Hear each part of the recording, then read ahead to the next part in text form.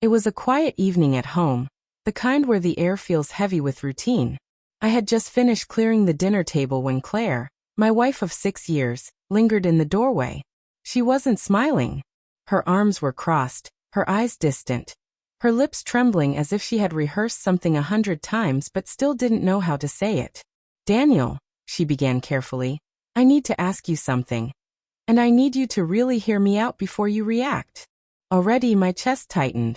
No good sentence ever started that way. She walked to the table, sat down across from me, and took a deep breath. "It's about David." Her ex. The man she had been with for 3 years before me. The man she had sworn was just a mistake of her past. My grip on the glass in my hand tightened. "What about him?" She wouldn't meet my eyes. "He reached out. He said he wanted to see me. Just one night. For closure." I set the glass down slowly, my pulse thundering in my ears. "Closure?" I asked evenly. She nodded quickly, her words tumbling over themselves. "Yes, just closure. Nothing more. We never really ended things properly, and it's been eating at me. I thought if I could just spend one night with him, I'd finally put it to rest. And then I'd be able to give myself fully to you." Her words landed like stones. She was asking me, her husband, for permission to spend a night with another man. With him. I stared at her, letting the silence stretch. She fidgeted under my gaze, expecting me to explode, to rage, to scream. But I didn't. Instead, I leaned back, my voice calm, almost too calm. "You want one night with your ex?" I said slowly. "All right. You can have it." Her head snapped up, her eyes wide, her lips parting in shock. She hadn't expected that. "But," I continued, my tone steady as stone, "understand this. That night will cost you everything. You can go to him, but don't bother coming back. Because the moment you choose him, you stop being my wife. You can have one night with your ex, or a lifetime with me. But not both." Her face drained of color. "Daniel, no, I didn't mean." I raised a hand, cutting her off. "You meant exactly what you said. You want to share a bed with the man you once loved, to see if there's still something there. That's not closure, Claire. That's betrayal dressed up as honesty."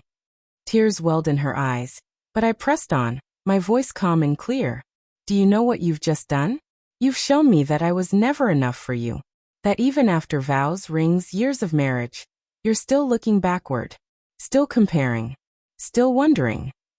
Her hands shook as she reached for mine, but I pulled away. "Daniel, please. I don't want to lose you. I just thought." "No," I interrupted softly, but firmly. "You didn't think. Or worse, you did, and you decided my love was worth gambling. You've mistaken my calm for weakness, but let me tell you something, Claire.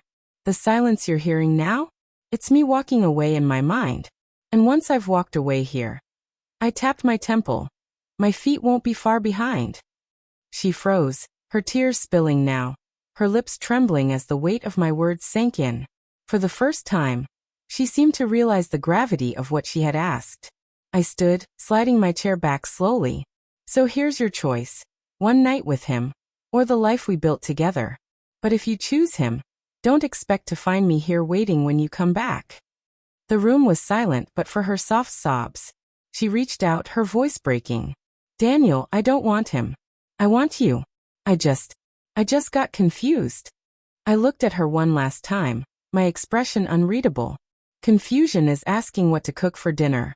Confusion is not knowing which movie to watch.